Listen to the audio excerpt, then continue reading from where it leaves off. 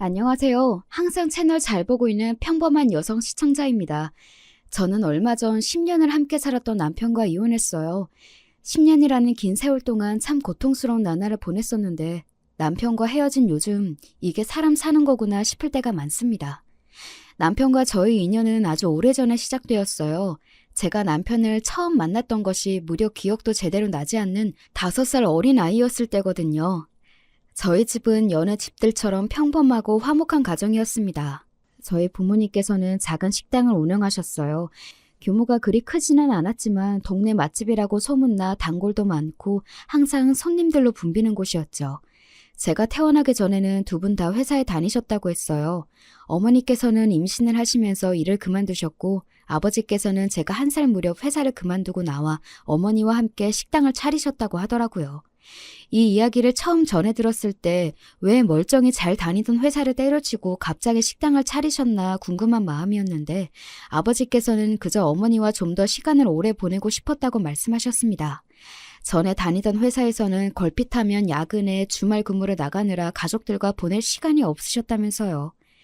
두 분 다 장사를 해보셨던 분들도 아니고 특출난 비법 요리가 있던 것도 아니라 처음에는 조금 버벅였지만 결국 부모님의 식당은 안정적으로 자리를 잡게 되었습니다. 정말 신기한 것은 저는 어렸을 적부터 단 한 번도 부모님께서 싸우시는 모습을 본 적이 없어요. 물론 가벼운 말다툼 정도에 하셨지만 서로 언성을 높이거나 내 탓이네, 네 탓이네 하면서 얼굴을 붉히셨던 적이 없었습니다.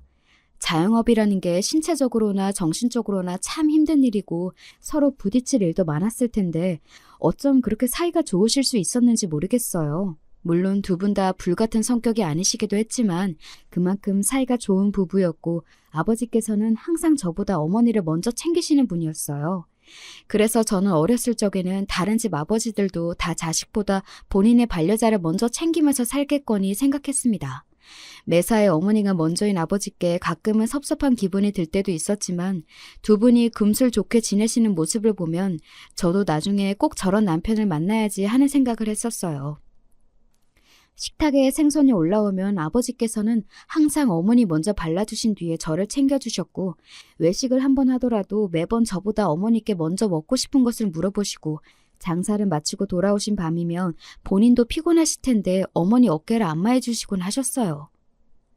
우리 딸도 나중에 좋은 남편 만나서 남편한테 해달라고 해. 그런 어머니를 부러워하는 저에게 어머니께서는 항상 그런 말씀을 하셨습니다. 우리 딸도 나중에 아버지처럼 좋은 남편을 만나서 행복하게 살았으면 좋겠다면서요. 그런 부모님을 보고 자랐으니 저는 하루빨리 아버지 같은 남편을 만나 결혼하고 싶다는 생각을 했었어요. 그래서 그렇게 결혼에 맹목적으로 매달렸을지도 모르겠습니다. 결혼만 하면 안정적인 가정이 생기면 어떻게 해서든지 행복해질 거라고 믿었었거든요. 다시 남편 얘기로 돌아오자면 남편은 저희 어머니 친구분의 아들이었어요. 요즘 말로 하면 엄친아라고 하죠. 엄마 친구 아들의 줄임말인데 들어본 적이 있으시려나요? 흔히들 어머니들께서 옆집 누구는 이번 시험에서 100점을 맞았다더라. 엄마 친구 아들 누구누구는 편식도 안 하고 잘 먹는다더라. 하며 남들과 비교하며 자식을 타박할 때 사용하는 말이죠. 그만큼 엄마 친구 아들은 뭐든 잘하는 완벽한 아이처럼 묘사되기 마련인데 남편은 딱 그런 아이였어요. 처음 만났을 당시 저보다 2살 많았던 남편은 새하얀 얼굴에 곱게 다려진 티셔츠를 입고 있었어요. 딱 봐도 비싸 보이는 옷이었고 실제로도 남편 집은 굉장히 잘 살았었어요. 제대로 기억이 나진 않지만 남편 아버지께서 규모가 꽤 있는 의류 사업을 하셨다고 했던 것 같습니다. 저희 부모님과 남편의 부모님은 꽤 친한 사이였어요. 부부 동반으로 여행도 자주 가고 만남도 자주 가졌습니다. 남편의 어머니와 저희 어머니께서는 고등학교 동창이었는데 학교를 다닐 당시에는 그리 친한 사이가 아니었지만 우연히 타지에서 만나 사이가 가까워졌다고 했어요. 마침 비슷한 또래의 자식도 있었고 여러모로 공통점이 많아 아버지들께서도 쉽게 친해지셨다고 하더라고요. 남편 집에도 몇 번 놀러 갔던 적이 있었는데 몹시 크고 화려했던 기억이 나요. 남편의 어머니께서는 항상 친절하셨고 남편 또한 제법 다정한 성격이었습니다. 2살 어린 여자아이를 귀찮아할 법도 한데 항상 저와 잘 어울려 주었고 어린 시절 저는 남편 가족들과 어울리는 것을 몹시 좋아했어요. 그러던 어느 날 비극은 갑작스레 찾아왔습니다. 제가 학교에 막 입학했던 8살 때의 일이에요. 저희 가족과 남편 가족은 그 해에 함께 여름 휴가를 떠나기로 했어요. 강원도의 한 캠핑장에서 함께 캠핑을 하기로 했고 남편 가족들이 미리 가서 준비를 해놓으면 저희 가족은 가게 문을 닫고 밤늦게 출발을 할 예정이었습니다. 그날따라 마감 시간까지 손님이 너무 많아 출발이 많이 늦어졌고 설상가상으로 밤부터 예보에도 없던 비가 쏟아지기 시작했어요. 잠깐 지나가는 소나기인 줄 알았건만 비는 멈출 낌새가 없었고 아버지께서는 도저히 이런 늦은 시간에 저 비를 뚫고 캠핑장까지 운전해서 가기는 무리라고 생각하셨다고 합니다. 결국 남편 가족에게 내일 날이 밝고 비가 그치는 대로 가겠다 연락을 보내놓고 잠에 들었어요. 다음날 아침에도 비는 여전히 내리고 있었고 아버지께서 보고 계시던 뉴스에서 갑작스러운 폭우로 물난리가 나 이곳저곳에서 피해가 있었다며 보도하고 있었던 기억이 납니다. 부모님께서는 걱정스러운 목소리로 이런저런 이야기를 나누셨고 어린 저는 눈을 비비며 그냥 집에서 쉬고 싶다는 생각을 했었던 것 같아요. 남편 가족에게서는 답장이 오지 않았고 부모님께서는 상의 끝에 일단 캠핑장으로 향하기로 했습니다. 그렇게 저희 가족은 바리바리 짐을 싸 캠핑장으로 출발했어요. 운전을 해보신 분들은 아시겠지만 눈길 못지않게 빗길 운전도 정말 까다롭잖아요. 그렇지 않아도 캠핑장으로 가려면 산길을 굽이굽이 지나가야 하는데 도로도 험하고 길도 미끄러우니 좀처럼 속도가 나지 않았고 아침 일찍 출발했지만 늦은 오후쯤이 되어서야 캠핑장 근처에 도착하게 되었습니다. 캠핑장으로 가는 내내 이곳저곳 침수된 곳이 많이 보였고 경찰같이 보이는 사람들이 노란 우비를 입고 도로를 통제하고 있었던 것 같아요.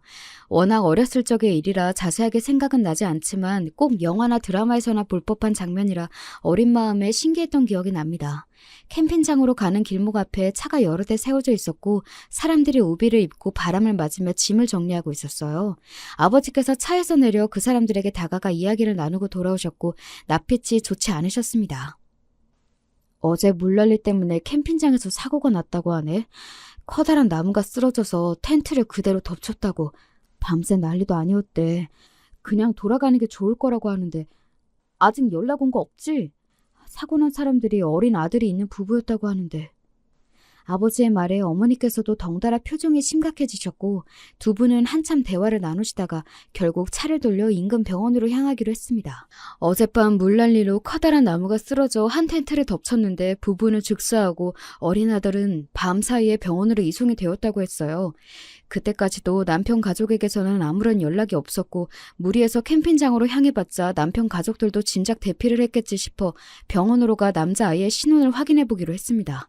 그때까지만 해도 어렸던 저는 무슨 상황인지 제대로 파악이 되지 않아 마냥 해맑았던 것 같아요. 창밖의 풍경들을 보며 어머니께 저 사람들은 뭘 하고 있는 거냐, 물이 왜 이렇게 많냐, 지금 어딜 가냐 미주알 고주알 이야기를 떠들었고 어머니께서는 착잡한 표정으로 대답해 주셨던 기억이 납니다. 도착한 병원에는 남편이 누워 있었어요. 설마 했는데 정말 그 사고의 당사자가 남편 가족이었던 것입니다.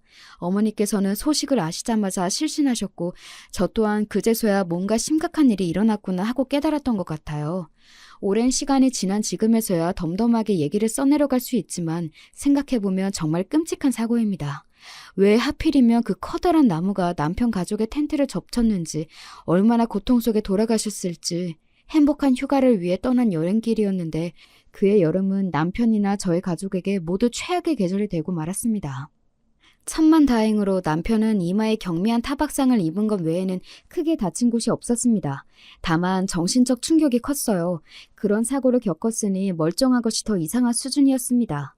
어찌어찌 장례는 무사히 치렀지만 남편의 조부모님께서는 모두 일찍이 돌아가셨고 가까운 친척도 없어 몹시 곤란한 상황이었고 저희 부모님께서는 고민 끝에 남편을 걷어들이기로 하셨습니다. 저도 어렸을 적의 일이라 정확한 정황은 알지 못하지만 다들 어린 남편은 나몰라라 했으면서 남편 앞으로 남겨진 유산은 탐을냈던 모양이에요. 저희 부모님께서는 법적인 문제로 유산을 넘겨받지 못했지만 애초부터 돈이 아니라 남편 부모님에 대한 죄책감 때문에 결정하신 일이었기에 상관없다 하셨어요. 그렇게 남편은 하루아침에 저희 가족이 되었습니다. 사고 후로 남편은 성격이 많이 달라졌어요. 이전에는 웃음도 많고 밝고 활발한 성격이었는데 말수가 눈에 띄게 줄고 다른 사람들과 어울리기보다는 언제나 구석에 혼자 앉아있는 아이가 되었습니다. 제게도 친오빠처럼 다정하게 굴어줬었는데 같이 살게 된 이후로 오히려 더 쌀쌀맞아졌어요. 저뿐만 아니라 저희 부모님께도 마찬가지였고요. 부모님께서는 남편이 큰 사고를 겪어 마음의 문을 닫아버린 거라며 상처를 극복할 수 있게 우리가 도와줘야 한다 제게 말씀하셨습니다. 어렸던 저는 남편을 어떻게 도와줘야 할지 알 수 없었지만 그저 남편이 옛날처럼 돌아오기를 바랄 뿐이었어요. 남편을 향한 저의 오랜 짝사랑은 그때부터가 시작이었던 것 같습니다. 앞서 말했듯 남편은 여러모로 참 완벽한 사람이었어요. 돌아가신 남편의 부모님 두 분 모두 선한 인상의 선남선녀였고 남편 또한 그런 부모님을 닮아 하얀 피부의 미남이었습니다. 한 해 한 해 시간이 지날수록 키도 훤칠해지고 동네 여자아이들이 남편 뒤를 졸졸 쫓아다니며 저희 집 앞에서 등교하는 남편 얼굴 한번 보겠다고 아침마다 기다릴 정도였습니다. 남편은 공부도 잘했어요. 중고등학교 내내 평범한 동네 보습학원을 다니면서도 반에서 절반 등수 안에 들까 말까한 저와는 달리 매번 전교 1, 2등은 놓치지 않았습니다. 게다가 운동, 음악, 미술 같은 예체능에도 전부 소질이 있었어요. 체육 시간에 축구하는 남편을 보겠다고 여학생들이 창문에 다닥다닥 붙어있을 정도였고 남편이 그린 그림은 교내 미술대회에서 항상 순위권 안에 들어 복도에 걸려있곤 했습니다. 그야말로 팔방미인이 따로 없었고 사춘기 소녀가 그런 완벽한 남학생을 짝사랑하는 것은 당연한 수준이었어요.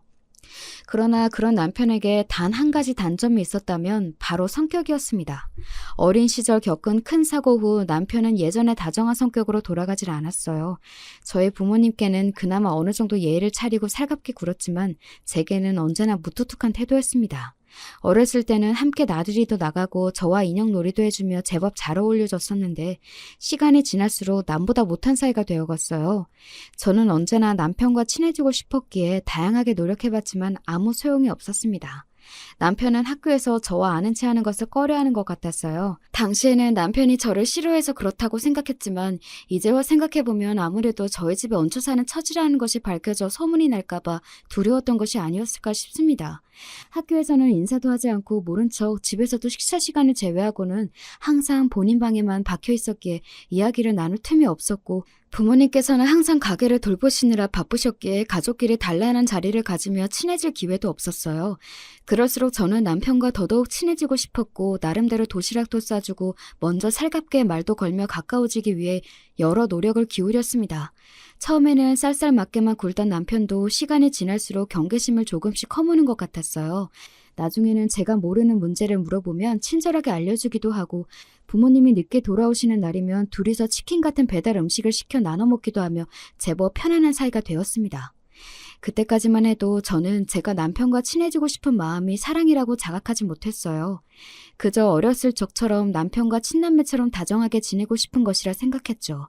남편이 대학에 들어가 첫 여자친구를 사귀었을 때 비로소야 내가 남편을 남매로서가 아니라 이성으로서 좋아했던 것이구나 하고 깨달을 수 있었습니다. 공부를 잘했던 남편은 서울에 있는 법대에 들어갔어요. 저는 딱히 공부에 소질이 없는 아이였지만 어떻게 해서든 남편과 가까이 지내고 싶었기에 고3 막바지에 죽을 둥 살 둥 공부에 서울 끄트머리 있는 대학에 합격했습니다. 남편의 대학과 제 대학은 꽤 거리가 있는 편이었지만 저는 이런저런 핑계를 만들어 자주 남편에게 놀러갔어요. 남편은 크게 귀찮아하는 기색 없이 저를 받아주었고 저희는 점점 더 가까운 사이가 되어갔습니다. 당시에 저는 남편과 제가 나름대로 남녀 사이로 발전하고 있다 생각했는데 나중에 남편의 이야기를 들어보니 남편은 그때까지만 해도 저를 전혀 그렇게 생각하지 않았었다고 하더라고요. 남편은 대학에 들어가서도 여전히 인기가 많았고 여자친구가 계속 바뀌었어요. 그때부터 진작 바람길을 알아보고 마음을 접었어야 하는 건데 당시에는 그저 남편이 워낙에 멋있으니 주변 여자들이 남편을 가만두지 않는 것이라고만 생각했습니다. 저는 대학을 졸업하고 바로 작은 회사에 들어갔고 남편은 고시 준비를 시작했어요. 그 즈음부터 남편은 저희 부모님께 더 이상 손을 벌리고 싶지 않다며 독립을 했는데 부모님께서 구해주신 자취방을 정리하고 아주 작은 고시원으로 들어갔습니다. 저는 그런 남편에게 매일같이 밑반찬을 해서 가져다주고 주말이면 데리고 나와 비싸고 맛있는 밥도 사 먹이고 필요할 때 쓰라며 돈도 조금씩 건네주고는 했어요. 처음에는 이런 거 필요 없다고 거절하던 남편도 한 번, 두 번 받아 쓰더니 나중에는 용돈처럼 자연스레 요구하더라고요. 그때까지만 해도 사랑에 눈멀어 있던 저는 제가 이렇게라도 남편에게 도움이 된다며 남편도 저를 좋아해주지 않을까 생각했던 것 같아요. 나중에 알고 보니 그 당시 남편은 저뿐만 아니라 저처럼 밥 사주고 용돈 챙겨주는 여자가 여럿 있었습니다. 잘생긴 외모에 명문대 출신 사법고시 준비생이라니 여자가 꼬일 만한 조건이기는 했죠. 제가 너무 순진했던 거예요. 남편은 그 여자들 중 누구와도 진지한 관계가 아니었지만 내게는 너밖에 없다. 너 없으면 진짜 힘들었을 거다. 달콤한 말로 여자들을 살살 꼬드기며 본인 뒷바라지를 하게 만들었던 것입니다. 저 또한 그 여자들 중 한 명이었고 모든 사실을 알게 되었을 때 어찌나 배신감이 느껴지던지요. 공부하려면 돈이 많이 필요한 거 알고 있잖아. 걔네들은 그냥 돈줄이고 같이 있을 때 진짜 마음이 편한 건 너밖에 없어. 넌 날 오래 봐서 다 알고 있잖아. 넌 다른 애들이랑 달라. 그렇지만 저는 바보처럼 남편의 사탕 발림에 또다시 넘어가고 말았습니다. 다른 여자들은 그저 돈줄이다. 공부하느라 돈이 필요해서 어쩔 수 없이 만나고 있는 거다. 다른 여자들과는 밥만 먹고 헤어지는 사이다. 그렇지만 너는 다르다. 그 한마디에 어쩜 그렇게 기분이 좋아지던지. 다른 여자들과는 다르게 남편을 어렸을 적부터 알아왔다는 사실과 마치 정실 부인이라도 된 듯한 자아도취감에 저는 남편이 다른 여자들과 어울린다는 사실을 알면서도 바보처럼 남편의 뒷바라지를 그만두지 못했습니다. 그렇게 몇 년여간의 뒷바라지는 계속되었어요. 그러면서 남편은 수도 없이 많은 여자들과 어울렸고 저는 그 사실을 다 알면서도 눈 감아주었습니다.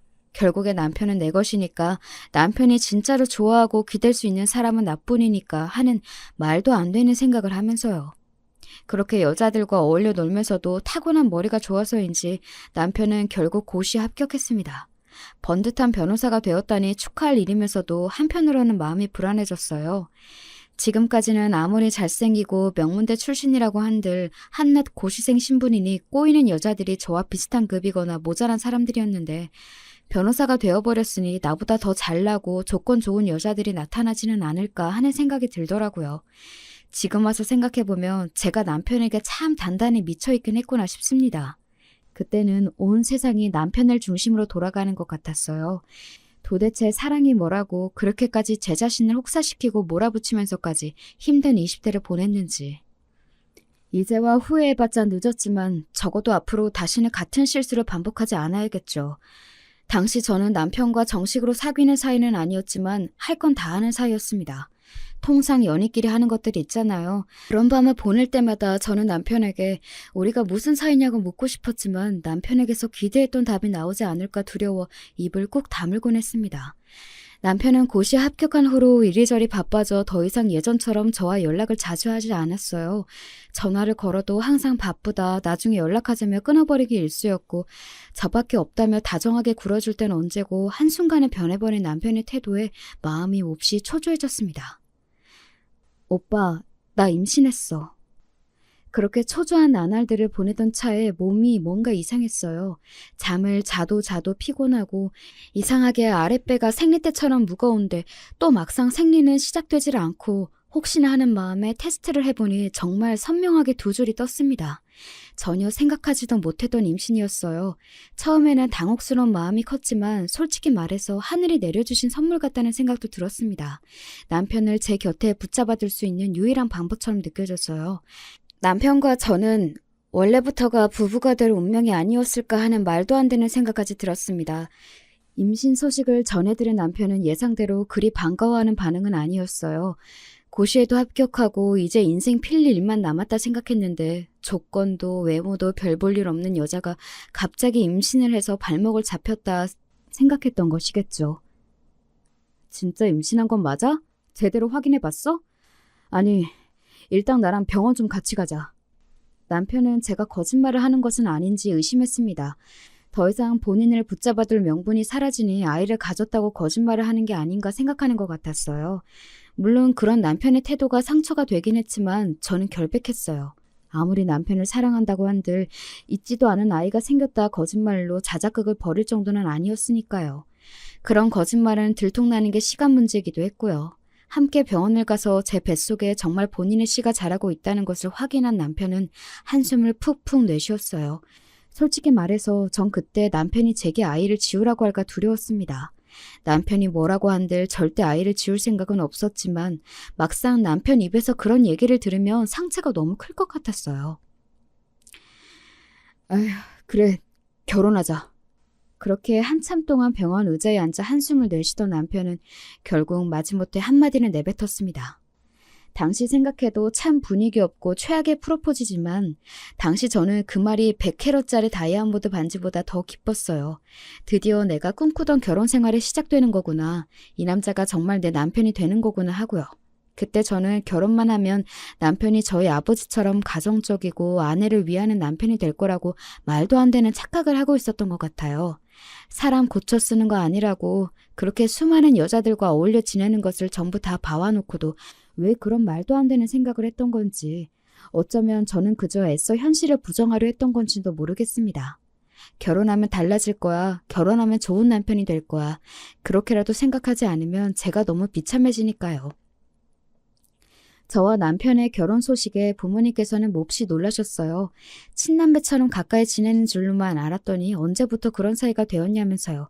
뱃속에 아이가 있다는 말에 아버지께서는 거의 뒤로 넘어가셨지만 결혼 준비는 큰 문제 없이 진행되었습니다. 남편은 고시에 합격해 로펌에 들어가기는 했지만 이제 막 사회생활을 시작한 초년생이었고, 저 또한 회사를 오래 다니긴 했지만 남편 뒷바라지를 하느라 크게 모아놓은 돈이 없어 저의 부모님께서 대부분의 결혼식 비용을 마련해 주셨습니다. 지금 생각해도 너무나 죄송스럽고 감사한 마음이에요. 결혼식 비용뿐만 아니라 저희가 살 신혼집도 부모님께서 구해주셨습니다. 남편 로펌 근처의 구축 아파트였고 둘이 살기엔 차고 넘칠 정도로 충분했어요. 남편은 조금 불만족스러워 보이긴 했지만요. 그렇게 결혼식을 마치고 신혼생활이 시작되었습니다. 남편은 이제 막 시작한 초보 변호사였기에 매일같이 일을 배우러 다니고 발로 뛰느라 바빴어요. 배가 어느 정도 불러오기 전까지는 저도 회사에 다녔기에 남편의 빈자리를 느낄 새가 없었습니다. 임신 중순 무렵에는 회사를 그만두고 집에서 살림을 하며 태교에 집중하기 시작했어요. 결혼 전과 큰 변화는 없었지만 그래도 남편은 어느 정도 저와 아이를 신경 써주는 것 같았습니다. 퇴근길에 먹고 싶은 게 있냐 물어봐 사오기도 하고 시간을 내서 산부인과에 같이 가주기도 하고요. 사실 뱃속에 본인 아이를 품고 있는 여자에게 당연히 해줘야 마땅한 일들이었지만 그때는 그것도 고맙게 느껴졌습니다. 그만큼 남편에게 기대가 없었던 것이겠죠. 결혼하면 달라지겠지 싶었으면서도 마음 한켠으로는 남편이 변하지 않을 것이라는 사실을 알고 있었던 것 같아요. 그때까지만 해도 남편도 정말 저와 잘 살아볼 생각이었을지도 모르겠습니다. 적어도 제 기억에는 그 당시에 남편이 불륜을 저지를 만한 틈이 없었던 것 같거든요.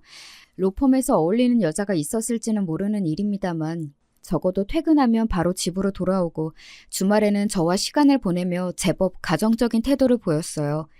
기대가 없었던 만큼 그런 남편의 모습이 배로 감동이었고 정말 행복한 가정을 이룰 수 있을 것 같다는 상상에 부풀었습니다.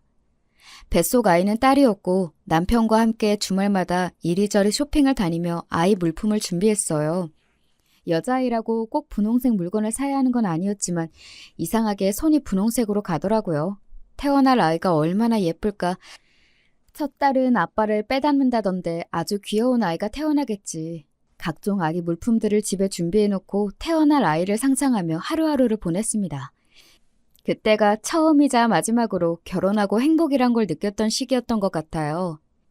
임신 막달이 가까워질수록 급격하게 컨디션이 좋지 않아졌고 저는 결국 조기양수 파열로 병원에 입원을 하게 되었습니다. 최대한 버티다가 아이를 낳고 싶었지만 상황이 여의치 않아 30주를 채우지 못하고 딸아이를 출산하게 되었어요. 아이는 1.5kg으로 아주 작았고 태어나자마자 신생아 중환자실에 인큐베이터에 들어갔습니다. 스스로 몸조리를 하기도 힘들었지만 아이가 너무나 걱정이 되어 매일같이 울며 밤을 지새웠어요. 당시의 기억은 지금 다시 떠올리기도 싫을 정도로 너무나 고통스럽고 힘들었던 나날들 뿐입니다. 그 일에 관해 자세하게 적고 싶은 마음은 없고 다시 상기하고 싶지도 않아요. 그 뒤로 많은 일들이 있었지만 미숙아로 태어나 호흡기 쪽에 문제가 있던 저희 딸아이는 중환자실에서 한 달여가량을 버티다 결국 엄마 품에 안겨보지도 못하고 세상을 떠나갔습니다. 그 과정에서 남편과의 사이도 자연스레 멀어질 수밖에 없었어요. 아이가 태어나면 마냥 행복할 것이라고만 생각했던 저희 가족은 그렇게 또다시 남보다 못한 사이가 되어버리고 말았습니다. 아이에게는 지금도 죄책감이 가득해요. 병원에서는 그 누구의 잘못도 아니다. 세상엔 피할 수 없는 일이 있는 법이다. 산모님 탓이 아니다. 저를 위로했지만 설령 정말 그렇다 한들 엄마로서 아이에게 미안한 마음은 죽는 날까지 지울 수가 없을 것 같습니다. 최대한 조심해서 생활했지만 뭔가 아이에게 무리를 주었던 것이 아닐까. 내가 좀 더 조심했다면, 내가 더 건강한 산모였다면 아이를 더 오래 품어줄 수 있었을 텐데. 모든 것이 내 탓 같고 하루하루 죽고 싶을 만큼 힘들었어요. 그 과정에서 남편이란 사람은 제게 힘이 되어주거나 절 위로해주기는커녕 너 때문에 아이가 죽은 거나 마찬가지라며 저를 비난했습니다. 그러게 내가 몸 관리 좀 잘하라고 했잖아.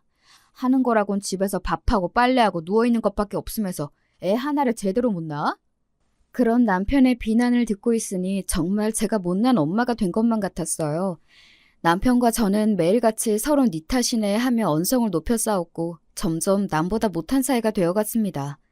퇴근하면 제 시간에 맞춰 꼬박꼬박 집에 들어오던 남편은 차츰 귀가 시간이 늦어졌고 외박하는 날도 잦아졌어요. 어디서 뭘 하다가 이제 집에 들어오냐 물으면 너 꼴 보기가 싫어서 로펌 사람들이랑 한잔 했다느니, 좁고 낡은 아파트 집구석에 숨 막혀서 친구 집에서 자고 왔다느니 매번 제 탓이었고, 그런 말다툼에 지쳐 저도 점점 남편에게 말을 걸지 않게 되었습니다. 사실 당시에 저는 정말 심한 우울증에 걸려 있었어요. 부모님도 멀리 계시고 대학생활 내내 남편 뒷공무니를 쫓아다니느라 제대로 된 친구 하나 없고, 뱃속에 품고 있던 사랑스러운 아이는 하늘로 떠나버렸고, 모든 것의 원인이 된 남편은 매일같이 저를 비난하기만 하고, 마음 기댈 곳 털어놓을 곳 하나 없이 만신창이가 된 몸으로 집에서 꾸역꾸역 남편 밥 차리고 셔츠를 다려놓는 제가 꼭 집안일 하는 로봇이라도 된 기분이었습니다. 감정을 잃어버린 것 같았어요. 뭘 먹어도 아무 맛이 나질 않고 뭘 봐도 아무런 재미가 없고 매사에 아무런 느낌이 들지를 않았습니다. 남편은 그런 저를 보며 그 텅 빈 눈빛이 소름 끼치도록 싫다며 소리를 질렀어요. 저는 남편이 매일같이 외박하고 여자 향수 냄새를 묻히고 돌아오는데 아무렇지도 않냐며 사람이 아니라 무슨 인형하고 사는 것 같다. 진짜 진절머리 난다. 그 상황에서마저 저를 비난했습니다. 남편의 본격적인 불륜이 시작된 것도 그 즈음인 것 같아요. 제가 모든 것을 놔버린 사람처럼 텅 빈 눈빛으로 하루 종일 공허하게 앉아있기만 하니 남편은 대놓고 여자들을 만나고 다니기 시작했습니다. 처음에는 룸사롱 같은 술집을 드나들며 술집 여자들과 어울리는 것 같았어요. 매일같이 술에 취해 집에 돌아오고 양복에서는 싸구려 향수 냄새가 났거든요. 당시 저는 이미 남편과 저의 관계는 끝이 났다고 생각했고 더 이상 남편을 붙잡아둘 명분도 의지도 없었기에 그런 남편의 행동들을 보고서도 아무런 생각이 들지 않았습니다. 그저 기계처럼 남편의 밥을 차리고 집 청소를 하고 매일 아침마다 와이셔츠를 다려내줄 뿐이었어요. 제가 아무런 반응을 보이지 않으니 남편은 조금 더 대담해졌습니다. 제가 침실에 누워있는데 거실에서 다른 여자들과 사랑을 속삭이며 통화를 한다든가 휴대폰 통화 내용, 메신지 등 저질스러운 말들을 나눈 기록들을 삭제하지 않고 오히려 저 보란듯이 테이블 위에 올려놓고는 했어요. 남편이 여성 편력이 심하다는 사실은 결혼 전부터 너무나 잘 알고 있던 것이기에 그닥 놀랍지도 않았습니다. 오히려 이전까지 결혼하고 나면 그런 여성 편력이 사라질 것이라 굳게 믿었던 스스로가 놀라울 정도였어요. 얼마나 사랑에 눈이 멀었으면 이런 남자와 평생 행복하게 살 수 있다는 착각을 했었을까 하면서요. 그렇게 남편과 저는 같이 사는 사람 이상 이하도 아닌 관계로 지내게 되었습니다.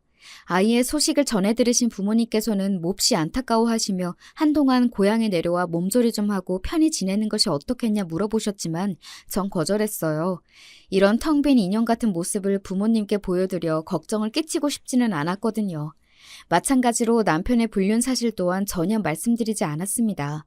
애초에 혼전 임신으로 하나부터 열까지 다 지원받아 한 결혼인데 행복하게 잘 사는 모습만 보여드리고 싶은 마음이었어요. 다행이라고 해야 할지 당연한 일이라고 해야 할지 그래도 남편은 명절이며 부모님 생신 때마다 선물을 사들고 고향에 함께 내려가기는 했습니다. 고아가 될 뻔했던 처지를 걷어주시고 길러주신 분들인데 그 정도는 당연히 해야 하는 것 아닌가 싶다가도 이 사람한테 상식적인 태도를 기대하는 것부터 말이 안 된다 싶기도 하고 그렇게 밖으로 나돌면서 이 여자 저 여자랑 침대에서 뒹굴며 몸 함부로 굴리고 다니는 인간이 저희 부모님 앞에서는 살갑게 웃으며 좋은 사위 행세하는 것이 참 가짜게 느껴지기는 했어요. 어찌되었든 부모님께 걱정을 끼쳐드리고 싶지 않다는 점에서는 마음이 같았으니 매해 명절과 생신 때마다 사이좋은 부부 행세를 하는 것은 크게 어려운 일은 아니었습니다. 그렇게 몇 년간 아무런 애정도 신뢰도 없는 결혼 생활이 계속되었습니다. 아무리 부모님께 심려를 끼쳐드리기 싫어도 그렇지 왜 이혼도 하지 않고 그렇게 바보같이 지냈냐 물어보신다면 저도 할 말이 없어요. 저도 제가 왜 그랬는지 정확하게 설명할 수가 없거든요. 지금 와서 생각해보자면 티끌만큼 남아있던 안정적인 가정과 삶에 대한 미련 때문이었던 것 같습니다. 어찌되었든 남들이 보기에는 별 문제없는 화목한 가족처럼 보이기도 했고 남편과 이혼한다고 한들 새로운 사람을 만나 행복한 가정을 꾸릴 수 있는 것이라는 확신도 없었어요. 남편에 대한 애정은 식은 지 오래였지만 이제와 다른 사람을 사랑할 수 있을까 싶은 생각도 있었던 것 같아요. 누군가를 새로 만나 다시 시작할 자신은 없고 그렇다고 혼자가 되고 싶지는 않고 허울뿐인 울타리이긴 하지만 어찌됐든 지금은 내게 가족이라는 존재가 있기는 하니까 그런 여러 생각들이 겹쳐 제가 현실에 안주하도록 만들었던 것 같아요. 남편과 저의 사이좋은 부부 행세는 저희 아버지께서 돌아가실 때까지 계속되었습니다.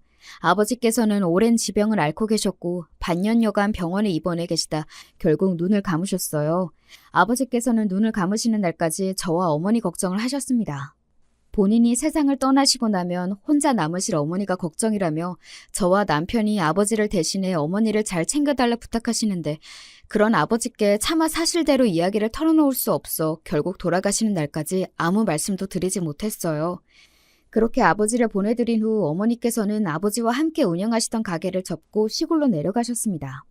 아버지께서 돌아가신 뒤로 혼자 남으신 어머니가 신경 쓰여 이제라도 남편과 이혼을 하고 시골로 내려갈까 고민하기도 했었어요. 남편과 저 사이에는 아이도 없었고 사실 결혼 생활을 굳이 유지해야 할 이유랄 것도 없었으니까요. 그렇지만 그런 고민을 하던 차에 어머니께서도 갑작스레 제 곁을 떠나시게 되었습니다.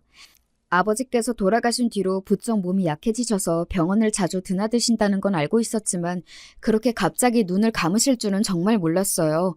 어머니의 장례를 치르며 참 많은 생각을 했습니다. 차라리 부모님께 모든 일들을 솔직하게 말씀드리고 돌아가시 전까지 곁에서 두 분을 모셨더라면 후회가 몰려왔지만 이제와 생각해봤자 아무 소용없는 일들이었어요. 부모님께서 돌아가신 후에도 남편과 저의 관계에는 큰 변화가 없었습니다.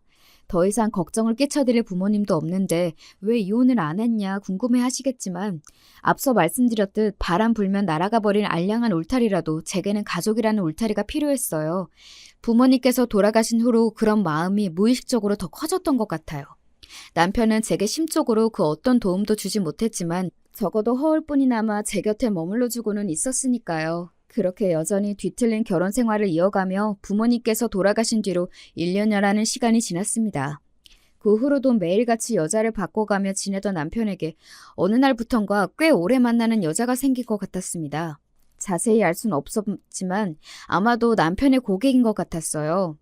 우습게도 저희 남편은 불륜, 이혼을 비롯한 남녀 간에 일어나는 일들을 전문으로 하고 있었거든요. 본인이 직접 불륜을 저지르고 있으니 당사자의 심리를 더 잘 파악하기라도 하나 속으로 코웃음 치기는 했습니다. 어찌되었든 상대 여자는 무슨 이유에서인지 남편과 이혼 소송을 하는 중이었고 돈이 몹시 많은 사람인 것 같았어요. 남편이 받아오는 선물들이 하나같이 고가의 명품들이었거든요. 물론 그 여자가 준 것인지 아닌지는 알 수 없었지만 보통 친구나 동료 사이의 관계에서는 그런 비싼 선물들을 흔하게 하지는 않으니까요. 못 보던 물건들이 하나둘 늘어갔고 남편은 그걸 제게 숨길 생각조차 하지 않았습니다. 제가 다 듣고 있는 앞에서 불륜녀와 당당하게 통화를 하는 인간인데 선물을 왜 숨기겠어요. 처음에는 저 여자도 얼마 지나지 않아서 갈아치우겠지 싶었는데 한 달, 두 달 시간이 지나도 똑같은 여자와 만나는 모습에 이상하게 불안한 마음이 들었습니다. 그동안은 아무리 남편이 여자들을 만나고 다녔어도 금세 질려하며 다른 여자로 갈아탔기에 그렇게 큰 불안감이 없었던 것 같아요. 우습게도 정실 부인이라는 생각이 당시에도 남아있었던 것입니다. 남편이 아무리 여자를 만나고 다녀도 결국 부인은 나다. 내가 먼저 이혼을 요구하지 않는 이상 지금의 가정에 깨질 일은 없을 것이다. 하는 오만하고 어리석은 착각이었죠. 남편은 그 여자에게 꽤 진심인 것처럼 보였어요. 절대 본인 귀찮은 일은 안 하는 사람이 그 여자 전화 한 통이면 자다가도 벌떡 일어나 불이 나게 뛰어나가고 향수도 매일같이 바꿔가며 아주 난리를 떨더군요. 그 모습이 어찌나 눈꼴이 시렵던지요. 괜시리 짜증이 나 와이셔츠를 집어던지니 남편은 웬일로 네가 화를 다 내냐며 이제야 조금 위기의식이 들었냐 말 같지도 않은 소리를 늘어놓았어요. 나 이번 주말에 여행 다녀올 거야. 그렇게 알아. 무슨 여행? 그 여자랑? 주말이 생일이거든. 차 하나 뽑아주고 드라이브도 할 겸 여행 다녀오려고. 차를 뽑아준다고? 그 여자 돈도 많잖아. 무슨 차?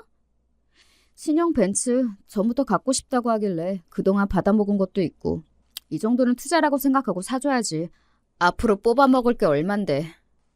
근데 너 오늘따라 이상하다? 뭘 이렇게 꼬치꼬치 캐물어? 불륜으로 고소라도 하게? 아서라 아서. 남편이 이혼 전문 변호사인데 꿈도 크다. 남편은 항상 저를 지독하게 무시했어요. 할 줄 아는 거라곤 집에서 밥하고 빨래하고 살림하는 것밖에 없으니 남편이 다른 여자랑 뒹굴고 다녀도 이혼하자는 말 한마디 못하는 거 아니냐고.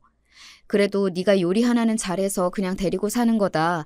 네가 나랑 이혼하며 내 발끝이라도 따라오는 남자 만날 수 있겠냐. 매번 사람을 무시하고 비웃고 법적으로 엄연한 부부관계인 여자에게 불륜녀 생일 선물이며 여행 얘기를 아무렇지도 않게 꺼낼 정도면 말 다 했죠. 네가 그래서 뭘 어쩔 건데 하는 그 뻔뻔한 태도며 눈빛이며 지금 다시 생각해도 치가 떨릴 정도입니다. 주말 내내 집에서 남편과 그 여자의 모습을 상상했어요. 새로 산 벤츠에 함께 올라타 행복하게 드라이브를 하고 맛있는 식사도 하고 저녁엔 술 한 잔 걸치고 그리고 침대에 함께 올라가 잠들겠지. 나에게는 절대 보여주지 않는 웃는 모습이며 다정한 말투의 남편을 상상하니 저도 모르게 눈물이 쏟아져 나왔어요. 그동안 남편이 다른 여자들을 만나고 다니는 것에 무감각해졌던 것이 아니라 내가 애써 현실을 외면했던 것일 뿐이구나 하는 생각이 들었습니다. 남편은 일요일 늦은 밤이 되어서야 집에 돌아왔고 몹시 기분이 좋아 보였어요. 그런 남편의 모습을 보고 있자니 속에서 불이 나는 심정이었습니다. 가장 비참했던 것은 그 다음 주말이 바로 제 생일이라는 사실이었어요. 남편과의 사이가 엉망이 된 후로 저희는 서로 생일이나 결혼기념일 같은 날은 챙기지 않고 있었지만 그 사실이 새삼스럽게 쓰렸습니다. 여보, 이번 주말에 시간 좀 비워. 같이 나가서 저녁 먹자. 갑자기 무슨 저녁? 안 돼, 나 바빠. 약속 있어. 주말 내 생일이잖아. 생일에 밥 한 끼 먹는 것도 안 돼? 아, 주말이 생일이었나? 이제 와서 갑자기 무슨 생일이야. 돈 없어? 카드 줄 테니까 나가서 너 알아서 사 먹어. 내가 지금 돈이 없어서 그래? 그 여자 생일에는 벤츠까지 뽑아주더니 내 생일에는 밥 한 끼 같이 못 먹어? 내가 선물을 달랬어. 뭘 해달랬어? 우리가 이제 와서 생일 축하한다고 같이 밥 먹을 사이야? 요즘 따라 왜 이래? 혹시나 해서 하는 말인데 나 너랑 잘 지내볼 생각 없어. 나 그 여자랑 재혼할 거야. 뭐? 그게 무슨 말이야? 주말에 여행 가서 프로포즈 했어. 안 그래도 얘기하려고 했는데 우리 이혼하자. 이만큼 살았으면 할 만큼 했잖아. 그래도 아직 법적으로 부부 사이인데 다른 여자한테 프로포즈를 했다니 너무나 황당한 말에 제대로 대답도 못하고 있는데 남편은 솔직히 그동안 네 부모님 생각해서 살았던 건데 이제 돌아가셨으니 더 이상 같이 살 이유가 없지 않느냐. 그 여자 장난 아니게 돈이 많은 여자다. 나도 앞으로 상류사회 올라가서 좀 떵떵거리면서 살아보고 싶다. 이혼해주면 내가 그동안 모아놓은 돈 다 주겠다. 생일 선물로 벤츠가 아니라 10억 줄 테니 그냥 좋게 이혼해달라. 너도 어차피 나 사랑해서 같이 살았던 거 아니지 않느냐. 뻔뻔하게 이야기들을 늘어놓았고 참 기가 찼습니다. 철면피라는 건 진작부터 알고 있었지만 이렇게까지 상식 밖의 인간일 줄은 정말 몰랐어요. 그래도 한때나마 사랑했고 10년 동안 한 집에서 부대끼며 살아온 사람인데 내가 지금껏 정말 허송세월을 했구나. 머리를 한 대 맞은 기분이었습니다. 결국 왈가왈부할 것 없이 이혼해주겠다고 했고 남편은 그날로 짐을 싸서 집을 나갔습니다. 속이 허했지만 한편으로는 잘된 일이다 싶었어요. 더 이상 현실을 외면하며 저런 한심한 인간 바짓가랑이를 붙잡은 채로 의미 없는 결혼 생활을 이어갈 필요가 없다는 생각이 들었거든요. 그렇게 저는 남편에게 10억을 받고 깔끔하게 합의 이혼을 했습니다. 우스갯소리겠지만 남편이 이혼 전문 변호사라 편하긴 하더라고요. 10년간의 세월, 아니 어쩌면 훨씬 전부터 제가 남편에게 가져다 바친 세월과 젊음이 겨우 10억으로 보상받을 수 있는 건 아니었지만 이혼하고 나니 내가 뭐 때문에 그동안 가족이라는 쓸데없는 울타리에 집착했던 건지 속이 참 시원해지는 기분이었어요. 더 이상 남편이 다른 여자들과 어울리는 걸 애써 무시하지 않아도 되고 죽을 만큼 미운 인간 밥 차리고 빨래하고 그러면서도 할 줄 아는 건 집안일 뿐이라며 무시당하지 않아도 되고 그토록 두려워했던 혼자가 막상 되어보니 별거 없더라고요. 이혼한 뒤로 저는 그동안 해보지 못했던 취미생활도 즐기고 문화센터에서 수업도 받고 분위기 좋은 맛집, 카페 등 찾아다니며 나름대로 행복한 나날들을 보냈어요. 신경 써야 할 인간이 사라지니 마음이 그렇게 가벼워질 수가 없더라고요. 물론 저와 이혼하고 그 여자와 재혼해 희희낙낙 잘 살고 있는 모습을 생각하면 가끔은 속이 쓰리긴 했지만 얼마 전 우연히 남편을 만난 뒤로 그런 일도 싹 사라졌어요. 이 사연을 쓰기 시작한 이유도 그 일 때문이에요. 남편과 이혼한 뒤로 저는 부모님께서 결혼하실 때 마련해 주셨던 구축 아파트에 줄곧 살고 있었는데 얼마 전 이사를 위해 근처의 부동산을 찾았어요. 그런데 그 부동산에서 남편을 딱 마주친 겁니다. 남편이 일하고 있는 로펌이 근처라 마주친 것 같았어요.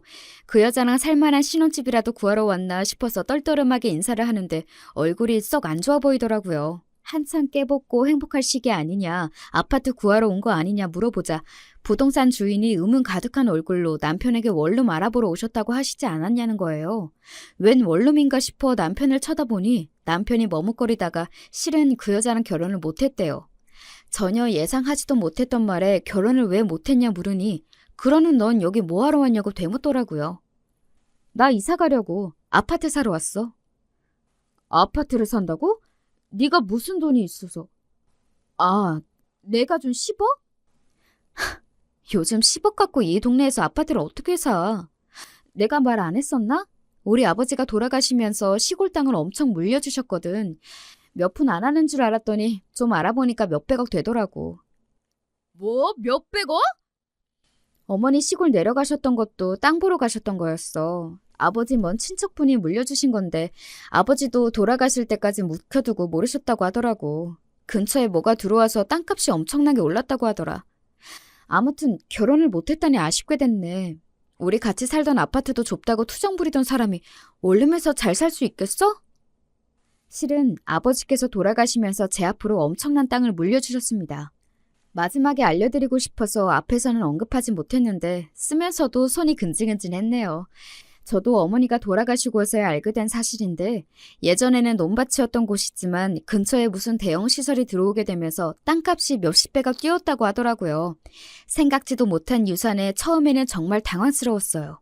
그렇지만 지금은 저런 구질구질한 인간과 이혼하고 그동안 고생했던 만큼 새로운 인생 멋지게 잘 살아보라는 부모님의 마지막 선물이라고 생각하고 있습니다. 남편이 저를 가진 것 없는 여자라 무시할 때마다 이 이야기를 꺼낼까 말까 정말 고민을 많이 했었는데 결국 이혼하는 날까지 한마디도 꺼내지 않았어요. 재혼한다는 그 여자도 돈이 장난 아니게 많다고 하길래 그닥 돈에 아쉬워할 것 같지도 않았거든요. 어떻게 그런 사실을 이혼하기 전까지 한마디도 안 꺼낼 수가 있어? 부부 사이의 유산 상속은 다 공유해야 하는 거 몰라? 그렇게 부부 사이의 도리를 잘 지키시는 분이 매일같이 다른 여자랑 뒹굴어? 다른 사람은 몰라도 당신은 나 비난할 자격 없어. 사람이 최소한의 양심이라는 게 있어야지. 혹시나 해서 하는 말인데 나 당신이랑 다시 잘해볼 생각 없어. 그러니까 구질구질하게 굴지 마. 제 말에 남편은 얼굴이 시뻘개져서 씩씩대더니 책상을 발로 차고 밖으로 나가버렸고 나중에 부동산 주인에게 전해 듣기로는 그 여자에게 사기 결혼을 당할 뻔했다고 하더라고요. 자세한 내막은 모르지만 부자라던 여자는 알고 보니 개뿔도 없는 사기꾼이었고 남편은 그런 감언이설에 홀라당 넘어가 간이고 쓸개고 투자라며 다 빼주다가 결국 버림받은 거겠죠. 본인이 젊은 시절부터 해왔던 몹쓸 짓을 그대로 당한 거나 마찬가지니 다 본인 업보라고 생각합니다. 세상에 변호사라는 인간이 꽃뱀한테 사기를 당하다니 참 우스워요. 그 뒤로도 남편에게 몇 번 연락이 왔지만 당연히 다 무시했고 지금은 잠잠해진 상태입니다. 저는 아직 부모님께서 구해주신 구축 아파트에 살고 있어요. 생각해보니 이 정도면 혼자 지내기에는 아무런 문제가 없고 부모님께서 직접 구해주신 곳이라 막상 떠나려니 아쉬움이 진하게 남더라고요. 물론 남편과 살았던 10년의 지긋지긋한 기억들도 함께 담겨있지만 이제 그 더러운 기억들 위에 저 혼자만의 새롭고 행복한 추억들을 차차 쌓아 나가보려 합니다. 이야기를 어떻게 마무리해야 할지 모르겠네요. 나름대로 속 시원한 결말이라고는 생각합니다만 지난 세월 동안 저 스스로를 너무나 돌보지 않고 살아왔던 것 같아요. 앞으로 남은 인생은 젊은 시절처럼 바보같이 스스로를 죽이지 않고 남에게 목매달지 않고 다른 누구보다도 저를 위해 그리고 제게 마지막 선물을 남겨주신 부모님을 위해서라도 부끄럽지 않게 행복하게 살아가고 싶습니다.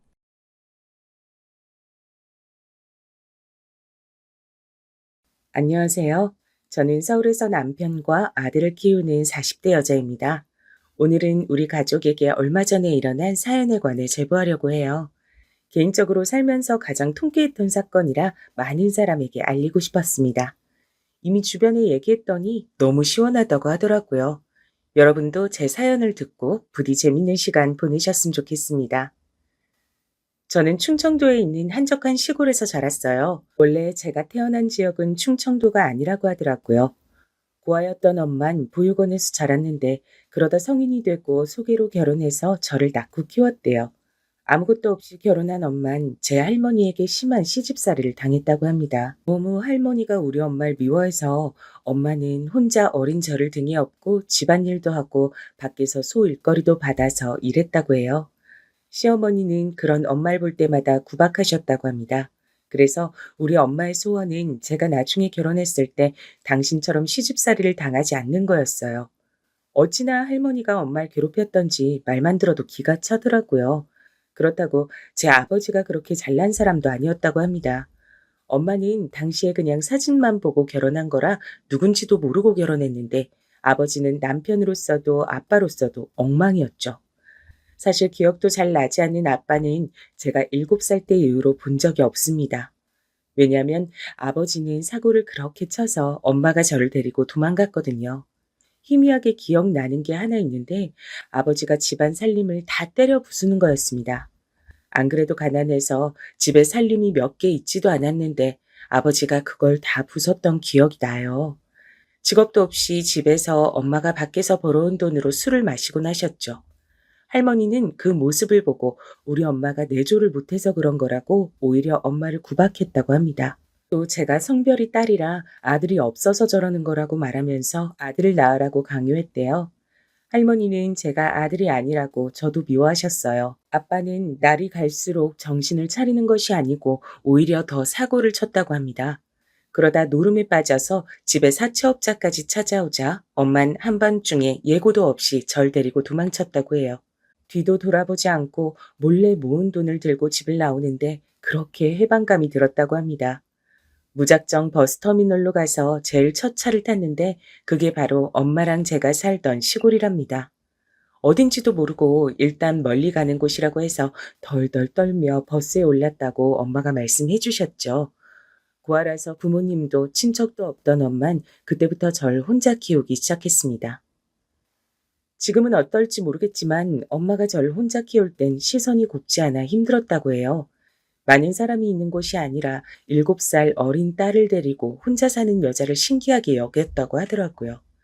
일단 돈을 벌어야 해서 엄마는 시장에 있는 국밥집에서 일하면서 저를 키웠습니다. 그 밖에도 엄만 저를 혼자 키운다고 안 해본 일이 없을 정도로 열심히 살았어요. 저도 자라면서 그런 엄마를 보고 꼭 나중에 엄마에게 효도해야겠다고 생각했습니다. 물론 혼자 아이를 키우는 우리 엄마를 도와준 마음씨 좋은 분들도 계셨어요. 엄마는 저를 단칸방에서 키우셨는데 바로 옆에 집이 하나 있었거든요. 그 집에 사는 아줌마와 아저씨가 그렇게 좋은 분들이었습니다.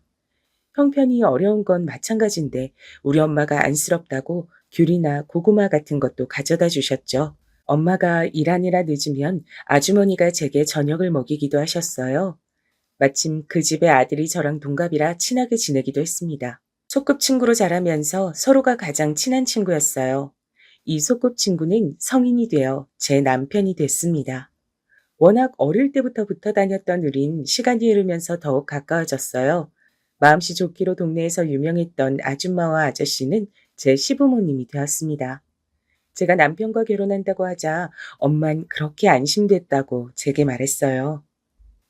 내가 워낙 심한 시집살이를 당해서 지선인 너는 제발 제대로 된 시댁을 만나길 바랬거든. 근데 시부모님이 저분들이라 난 얼마나 다행인지 몰라. 엄마가 만약 죽어도 마음 편하게 죽을 수가 있겠어. 물론 우리 시댁이 여유롭게 잘 사는 형편은 전혀 아니었습니다. 엄마랑 제가 찢어지게 가난해서 상대적으로 평범하게 보였어도 시댁은 가난한 집이었어요. 당연히 결혼했다고 집이나 혼수를 할 형편은 둘 다 아니라 시댁에 들어가서 결혼 생활을 시작했습니다. 어차피 전 시댁에서 사는 것이 엄마가 사는 단칸방과 바로 옆이라 좋았죠. 우리가 결혼하자 엄마와 시어머니는 두 분이 더욱 가까운 사이가 되었습니다. 원래도 사이가 좋았는데 자매처럼 가까워지셨죠.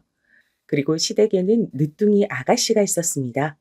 저랑 남편이 23살에 결혼했는데 아가씨가 그때 겨우 5살이었어요. 너무 어린 아가씨가 귀여워서 제가 엄마처럼 돌봤습니다. 시아버지와 남편은 둘이 같이 작게 과수원을 했어요. 워낙 작아서 딱 하루 벌어 하루 먹고 사는 형편이었죠. 만약 재배가 제대로 되지 않으면 꼼짝없이 굶어야 했습니다. 그래도 우리끼리 서로 의지하고 행복하게 살았습니다. 그러다 결혼하고 약 3달 정도 흘렀을 때 제 인생에서 가장 큰 불행이 오게 됐어요.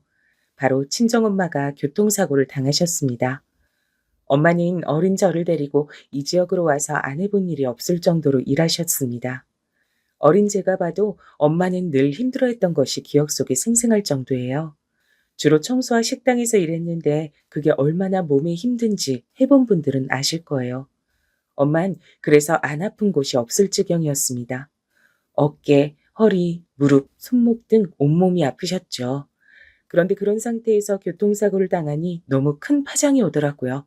다행히 목숨은 건졌지만 수술 후에 재활하는 것이 너무 힘들었습니다. 원래 멀쩡하던 몸도 아니었고 사고가 꽤 커서 엄만 병원에 몇 달 입원하셨어요. 가난한 형편에 보험은 당연히 없었고 병원비가 너무 많아 막막했습니다. 엄마가 그동안 모은 돈으로 급하게 수술했지만 입원하는 동안 비용이 너무 많더라고요. 그때 시댁에서 막막한 저를 많이 도와주셨습니다. 아가, 이렇게 어려울 때 서로 돕고 사는 것이 가족이야.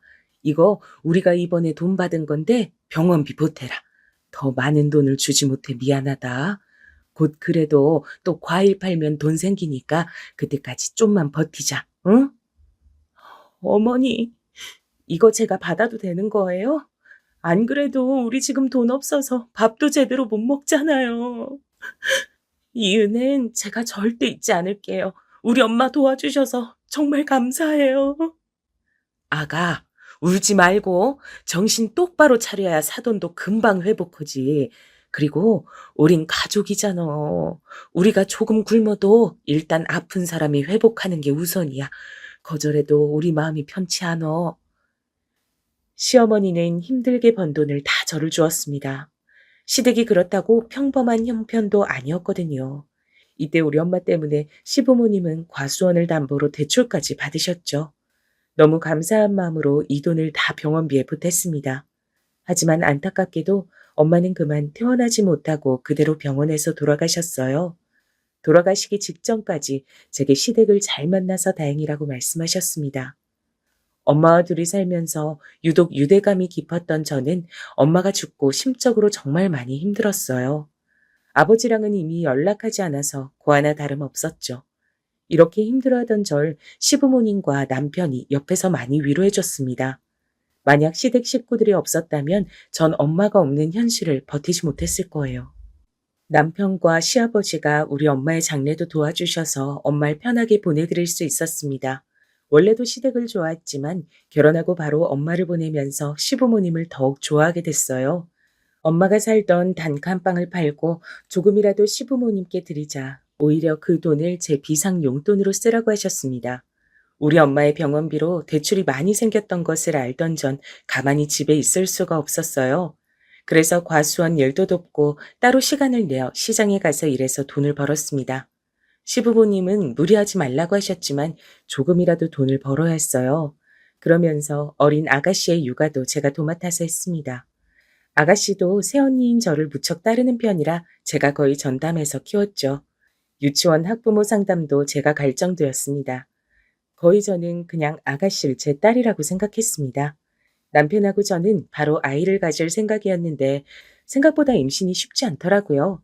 안 생기는 아이 때문에 산부인과 가서 검사도 여러 번 받았습니다. 그런데 남편과 저 둘 다 문제가 딱히 없다고 하더라고요. 아직 나이도 젊고 그냥 기다리라는 말이 전부였습니다. 그래서 아이도 없어서 더욱 아가씨를 챙길 수 있었어요. 그렇게 5년의 시간이 흘렀습니다. 아가씨는 어느새 학교에 입학했고 시부모님과 우리 부부는 빚을 갚느라 힘들었어요. 과수원이 잘 되는 편도 아니라 막막했습니다. 이런 도중 우리에게 큰 일이 생기게 됐어요. 그건 바로 누군가 버린 담뱃불로 인해 과수원과 우리 집이 홀라당 불에 타게 됐습니다.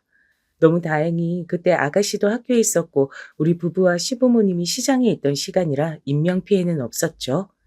다친 사람은 없었지만 그 불은 초기에 잡을 수도 없었습니다. 결국 나무가 불에 타고 집도 불에 타서 도저히 복구할 수가 없었어요. 불이 꽤 큰 편이라 가구도 다 타고 말 그대로 망연자실이었습니다. 제 눈으로 보고도 믿을 수가 없었어요. 허망하고 황당해서 다 타버린 집을 보며 눈물만 흘렀습니다. 아이고, 이걸 어찌나. 그나마 있는 재산이라곤 집과 나무들이 전부였는데 이걸 어째. 이제 우린 어떻게 살아. 지금 빚도 많은데 어떡하나. 어떡해. 시어머니는 그 모습을 보고 땅을 치며 울다 실신까지 하셨어요. 현실적으로 우리를 도와줄 친척이 있지도 않았습니다. 급하게 기부를 받고 그나마 있는 돈을 다 모아서 단칸방 하나를 구해서 들어갔어요.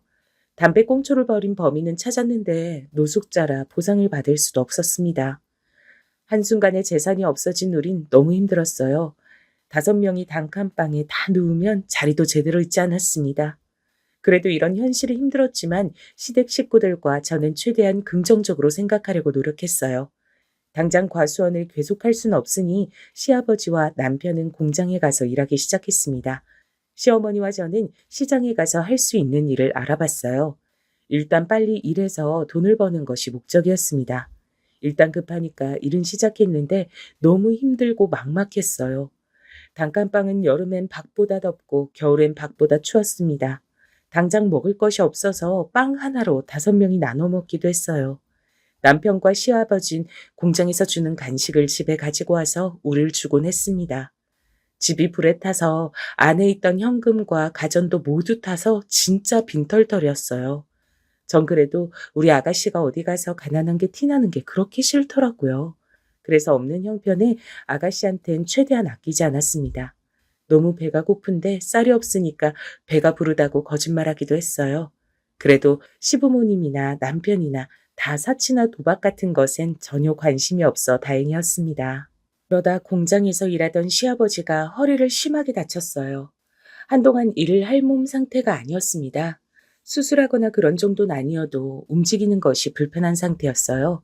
그래서 시아버진 단칸방에 누워 있었는데 수입이 줄어드니 더욱 힘들었죠. 남편은 제게 울면서 자기가 배라도 타서 원양 어선에서 돈을 벌겠다고 하더라고요. 최대한 가족들 앞에선 씩씩하고 긍정적으로 버티던 저도 그때쯤 무너지게 됐습니다. 당장 아가씨가 소풍 갈 때 용돈도 못 주는 형편이 너무 싫었어요. 그런데 여러분, 하늘이 무너져도 솟아날 구멍이 있다는 말 아시죠? 전 그 말을 전적으로 믿는 편이랍니다. 왜냐면 진짜 제가 직접 그 경험을 했거든요. 마침 제가 일하던 식당이 있었는데 그 사장님이 건강 문제로 다 접고 고향인 제주도로 가겠다고 하는 거예요. 그러면서 평소에 일을 잘했던 제게 인수할 생각이 없냐고 하셨습니다. 전 당장 먹고 살 돈도 없어서 인수할 돈이 없다고 했어요. 그러자 사장님이 며칠 뒤에 제게 말씀하셨습니다. 일단 그럼 제가 이어서 식당을 운영하고 나중에 돈을 달라고 하더라고요. 저는 기분이 너무 얼떨떨했어요. 아니, 세댁 형편도 내가 잘 알고 있고 또 그 집 양반들이 워낙 사람 좋잖아. 우리 식당 힘들 때 일부러 와서 팔아준 거 내가 아직 다 기억해. 너무 고마워서 그래. 공짜로 주는 거 아니고 나중에 갚으라는 거야. 부담 가지지 말고 세대기 해. 알고 봤더니 사장님이 가게가 힘들어서 문을 닫으려고 했을 때 우리 시부모님이 많이 도와주셨다고 해요. 또 일부러 친구들도 데리고 와서 먹고 그런 식으로 장사를 잘 되게 해주셨던 거예요. 얼떨결에 백반집 식당을 인수한 저는 시어머니와 남편과 셋이 마지막 기회라고 생각하고 미친 듯이 일하자고 결심했습니다. 그리고 정말 새벽 5시부터 일어나서 식당을 청소하고 재료를 손질했어요. 들어오는 손님 한 명 한 명에게 최선을 다했습니다. 일단 깔끔함과 친절함을 잡으면 반은 성공한다고 믿었죠. 그렇게 열심히 일하니까 워낙 동네에서 평판이 좋았던 시부모님 덕분에 손님들도 고정적으로 생겼고 단골도 늘기 시작했습니다. 시아버지 병원비나 아가씨 용돈 정도는 무리가 되지 않을 만큼 식당이 잘 되기 시작했어요.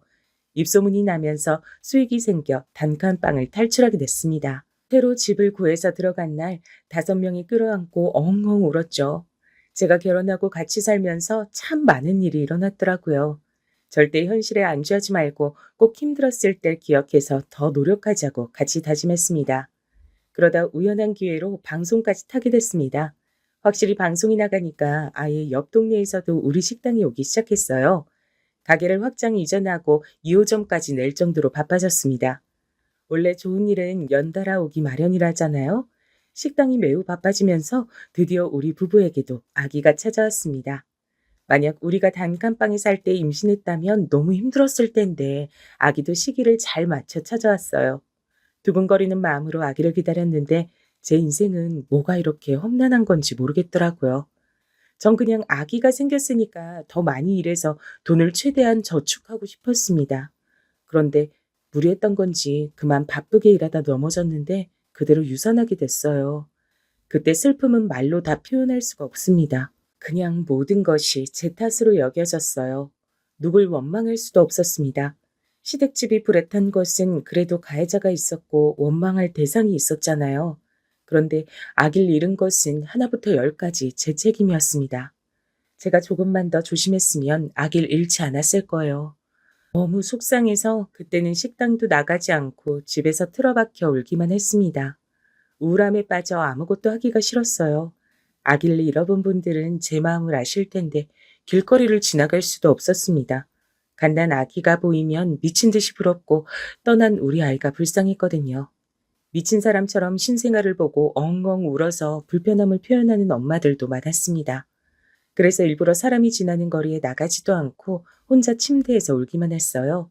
이런 저를 침대에서 꺼내준 사람은 바로 우리 이쁜 아가씨였습니다. 언니, 제가 우리 학교 앞에 진짜 맛있는 떡볶이 집 있다고 했잖아요. 이 떡볶이가 그 떡볶이예요. 언니랑 먹으려고 3인분 포장했어요. 튀김하고 같이 먹어요. 이거 먹고 싶어서 학교 끝나자마자 달려왔어요. 아가씨는 우울해하는 저를 위해 간식도 사오고 일부러 옆에서 자기한테 있었던 일을 말해줬어요. 친구랑 싸운 얘기, 시험이 어렵단 얘기, 학교 선생님 얘기 등 미주알 고주알 떠드는 것들을 보니 참 복잡한 마음이 들었습니다. 제가 처음 시집 왔을 때 우리 아가씨가 겨우 5살이었거든요.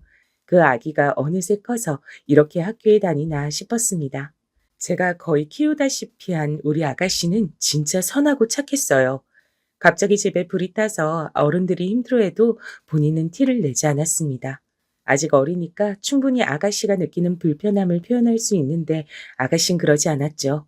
오히려 어른스럽게 본인이 씩씩하게 다니는 것을 보고 제가 오히려 많이 배웠습니다. 또 사실 아가씨와 저만 아는 비밀도 있었어요. 그건 우리 집이 불에 타서 단칸방에 살 때였습니다. 갑자기 바뀐 환경에 다들 침울해하던 때 제가 밖에서 우연히 아가씨를 봤던 적이 있어요. 그때 아가씨는 같은 학교에 다니는 남자 학생에게 놀림을 받고 있었습니다. 거지야! 야, 어디 가냐? 너희 가족 완전히 망했다며? 불에 타서 과수원도 이제 접었다고 하던데. 너 가난해서 애들이 같이 놀기 싫대. 알아? 아냐고. 저는 아가씨를 놀리는 그 남자애를 보고 화가 머리끝까지 났어요. 순간 울컥하는 마음에 당장 가서 꿀밤을 때려주고 싶었습니다. 그런데 괜히 나섰다가 아가씨가 곤란해질까봐 그러지도 못하고 혼자 지켜봤죠. 전 다른 것보다 아가씨가 상처를 많이 받을까봐 그게 너무 무서웠습니다. 근데 아가씨는 너무 태연하게 그 남자아이에게 이렇게 말했어요. 야, 우리 집이 불타서 우리가 단칸방에서 사는 게 부끄러운 거냐? 나는 하나도 안 부끄러운데? 가난이 죄야? 이렇게 불에 타서 집이 없어도 우리 가족은 행복해. 너희 엄만 아빠 때문에 집 나가지 않았냐? 누가 누구한테 뭐라는 거야? 수준 떨어져. 아가씨는 눈 하나 깜빡하지 않고 저렇게 말했습니다. 남자아이는 아가씨의 말을 듣더니 얼굴이 새빨개진 채로 아무 말도 못하더라고요.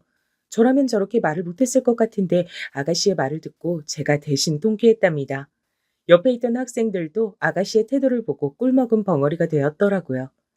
나중에 제가 이 얘기를 꺼냈더니 아가씨는 웃으면서 시부모님께는 말하지 말아달라고 했습니다. 그렇게 우리 둘만의 비밀이 생겼어요. 씩씩한 아가씨를 보면 괜히 흐뭇한 미소가 나오곤 했습니다. 아무튼 그래서 아가씨의 노력으로 저는 침대에서 나와 다시 식당으로 향했죠. 만약 아기가 생기지 않으면 진짜 그냥 아가씨를 제 자식이라 생각하려고 했습니다. 이미 우린 피를 나눈 자매처럼 친한 사이였어요. 밤마다 저를 위해 기도한다는 아가씨의 소원이 통했는지 다행히 아기는 또 금방 저를 찾아왔습니다. 이번엔 절대 아이를 잃기 싫었어요. 그 마음은 우리 시댁 식구들 마음이 다 같아서 시부모님과 남편이 저를 진짜 손 하나 까딱하게 하지 않았습니다. 아예 식당에 오지도 말라고 하더라고요. 아가씨도 본인은 아직 미성년자 학생이면서 집안일을 하기 시작했습니다. 제가 기가 차서 하지 말라고 해도 듣지도 않았어요. 시어머니는 임산부에게 좋다는 한약도 사주셨고 각종 영양제와 몸에 좋은 음식을 매일 해주셨습니다. 조금이라도 제가 불편함을 느낄까봐 시부모님은 오로지 저를 생각해 주셨죠. 이런 마음 덕분인지 전 입덧도 없고 심한 임신 증상도 없었습니다. 너무 건강하게 자연분만으로 아들을 낳을 수 있었어요. 아들을 낳자 시부모님과 아가씨는 저보다 더 기뻐했답니다. 너무 좋아하는 그들을 보고 저도 행복했어요. 그러면서 한편으론 우리 친정엄마가 만약 살아계셨다면 얼마나 좋아했을까 상상했습니다. 그래도 우리 엄마의 소원인 좋은 시부모님은 만났으니 하늘에서 만족스럽게 보고 있다고 생각했어요. 아기를 낳고 전 엄마가 되니 책임감이 더 늘기 시작했습니다. 그래서 식당 운영에도 박차를 가하기 시작했죠. 우리 가게에 오는 아기 손님들에게도 더 친절하게 하고 모든 손님이 좋았습니다. 단골 손님들은 제게 퍼주려고 가게를 하는 거냐고 물을 정도였어요. 다행히 시어머니와 저는 삶의 가치관이 매우 잘 통했습니다. 퍼주는 장사가 남는 장사라는 신념에 맞게 그냥 모든 손님에게 잘했어요. 다행히 그랬더니 손님들도 알고 더 찾아주셨습니다. 아기를 키우면서 시부모님의 도움도 많이 받았고 특히 아가씨의 도움을 많이 받았죠. 제가 아가씨를 키웠던 것처럼 아가씨가 우리 아들을 데리고 많이 여기저기 다녀서 너무 고마웠습니다. 그렇게 식당 운영을 하면서 돈을 꽤 벌게 됐어요.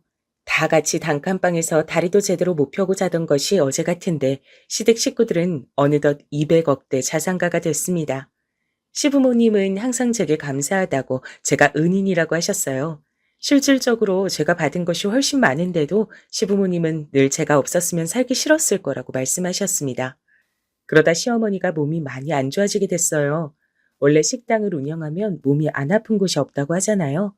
시어머니는 늘 제일 힘든 일은 본인이 직접 하셨습니다. 직원을 뽑았는데도 직원들에게 일을 시키지 않고 항상 본인이 나서서 하셨어요.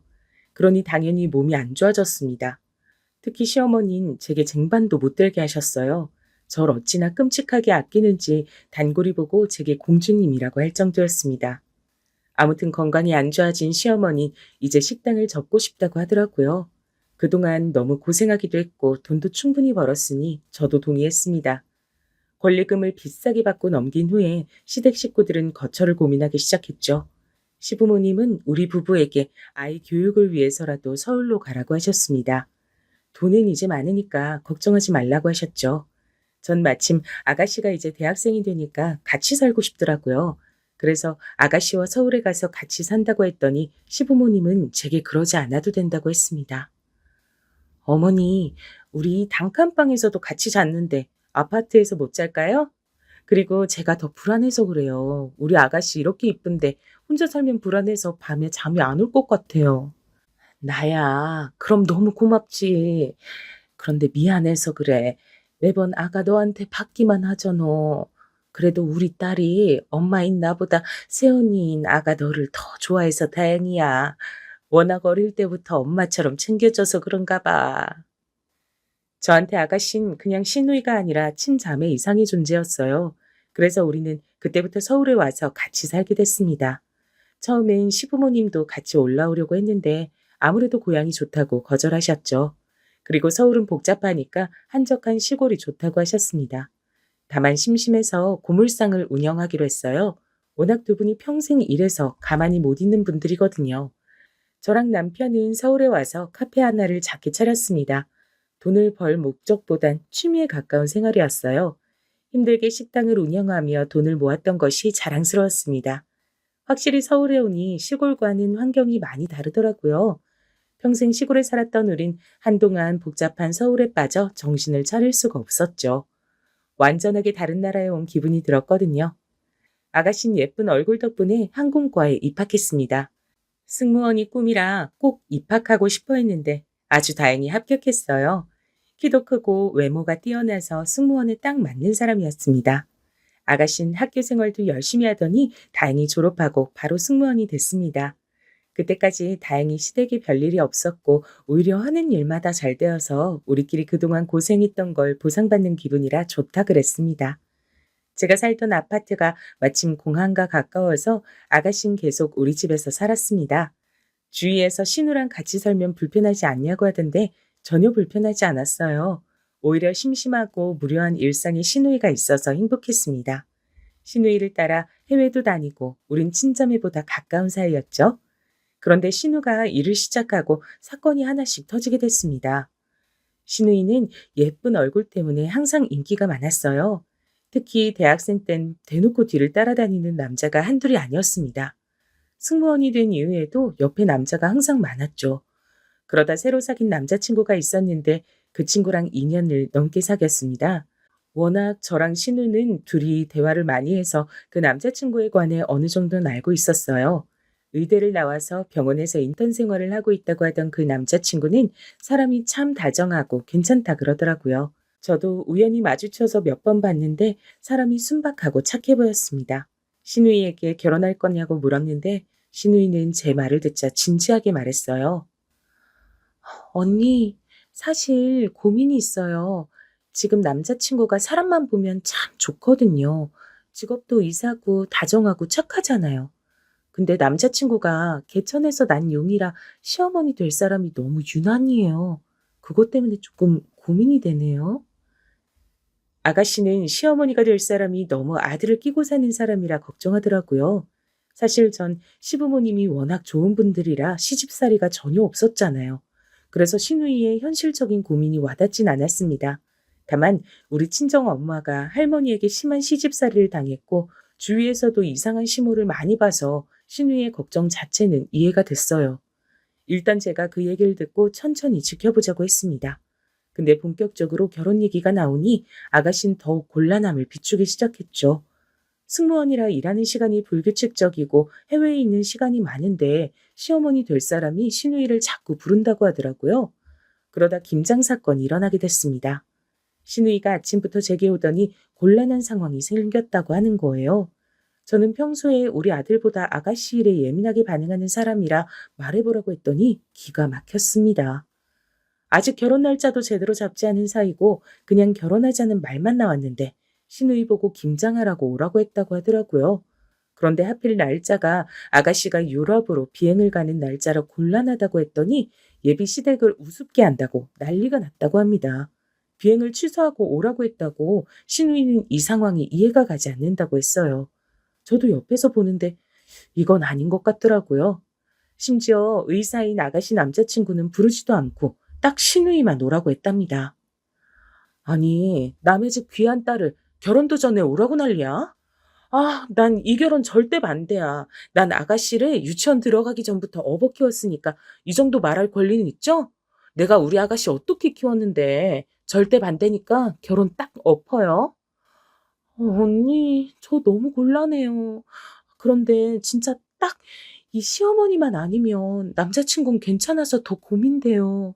일단 저 비행 가야 하니까 준비해서 다녀올게요. 나중에 결혼해서도 비행 취소하고 김장하러 오라고 하진 않겠죠. 저는 아가씨가 이런 취급을 당하는 게 너무 화가 나서 참을 수가 없었습니다. 제가 그렇게 힘들게 단칸방에 살았을 때도 우리 아가씨는 첫 번째로 챙길 정도로 아꼈거든요. 김장 사건이 지나고 결혼 전부터 조금씩 틀어지기 시작했어요. 사정상 상견례는 조금 뒤에 하기로 하고 일단 급한 아파트를 알아보기로 했거든요. 시부모님은 연세도 있고 무엇보다 지방이 있어서 제가 아가씨의 엄마처럼 챙기기 시작했습니다. 그러다 아파트 문제로 사돈을 미리 뵀던 적이 있어요. 저는 이날의 기억이 아직도 생생합니다. 그날은 예식장을 고르는 문제로 저랑 시어머니 그리고 시누이가 셋이 보기로 한 날이었어요. 원래 신랑과 신부가 고른다고 하던데 의사라서 바쁘니까 어쩌다 보니 셋이 보게 됐습니다. 저는 마침 김장 사건 이후로 시누이의 시어머니 얼굴이 너무 궁금해서 자진해서 가겠다고 했어요. 그리고 사돈 얼굴을 딱 봤는데 정말 저는 누가 보면 대통령을 낳은 사람인 줄 알았습니다. 어찌나 자만심이 얼굴에 가득한지 누가 봐도 욕망이 많았어요. 인상 자체가 너무 하나도 손해를 보기 싫다는 얼굴이었습니다. 일단 예식장을 고르는 것이 목적이라 같이 다니는데 전 나중엔 너무 창피했어요. 왜냐면 식장에 가는 곳마다 본인 아들이 의사라고 자랑하더라고요. 예식장 직원들이 예의상 맞장구 해주면 본인 아들이 초등학생 때부터 전교 1등이었다고 어찌나 자랑하던지 입이 안 아픈가 신기할 정도였습니다. 숨도 안 쉬고 아들 자랑을 하길래 전 나중에는 제 얼굴이 화끈거릴 지경이었어요. 우리 아가씨와 시댁의 의견을 종합해서 드디어 식장을 결정하고 예약금도 입금하고 같이 밥을 먹기로 했습니다. 그런데 밥을 먹으러 간 식당에서도 본인 아들이 의사라고 자랑하는 거예요. 여러분은 혹시 주변에 의사를 둔 부모가 있으세요? 혹시 그분들도 그러시나요? 아예 의사랑 상관이 없는 감자탕 집에서 왜 그걸 자랑하는 건지 이해할 수가 없었습니다. 밥을 먹는 내내 저한테도 어찌나 당신 아들을 자랑하던지 귀에서 피가 나올 지경이었어요. 저는 일단 한 귀로 듣고 한 귀로 흘리고 있었는데 순간 거슬리는 말이 점점 들리기 시작했습니다. 본인 아들은 귀하게 자랐다. 공부만 해서 여자를 하나도 모르는데 억울하다.